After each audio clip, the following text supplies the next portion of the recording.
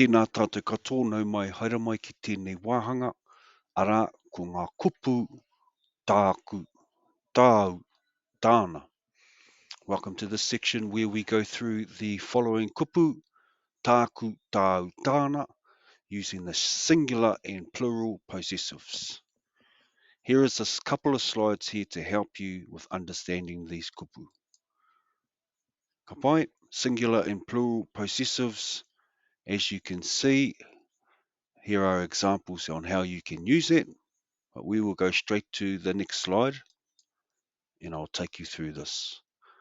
Tāku, tāna.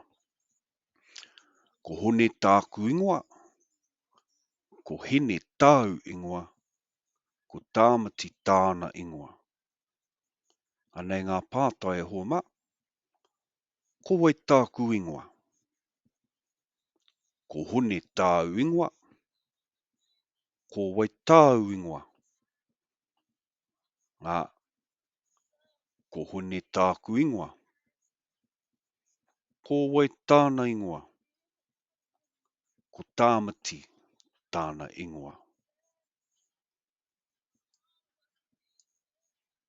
Ka pai, āku, āu, āna.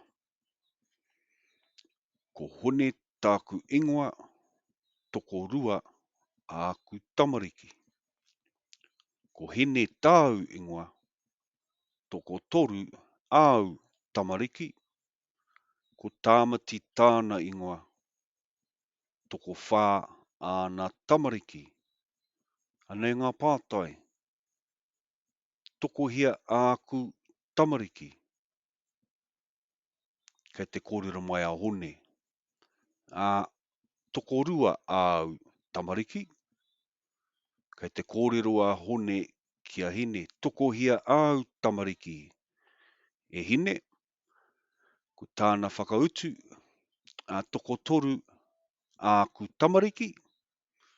Te pātai mutunga toko hia āna tamariki, kei te kōrero mō tamati, toko whā āna tamariki. Haere tonu tātou, tōku, tōu, tōna. Ko hone tōku matua, ko hene tōu whaia, ko tāmati tōna koraua.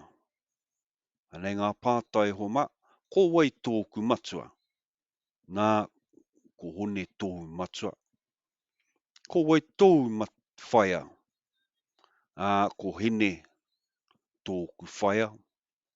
Ko wai tōna koraua, ko tāmati tōna koraua.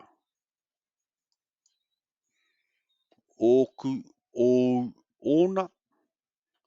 Ko hone rāwa ko roimata ōku mātua. Ko hene rāwa ko tame ōu mātua. Ko tāmati rāwa ko puhi ōna mātua. Anō ngā pātai e toru e hoa mā, ko wai ōku mātua, nā ko hone rāwa ko roimata ōu mātua.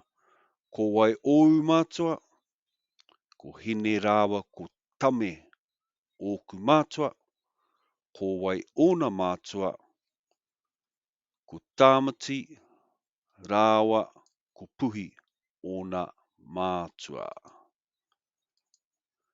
Nō reira e hoa mā koe nei ngā kōrero mo tēnei wā, anei etahi mahi hei prakitihi.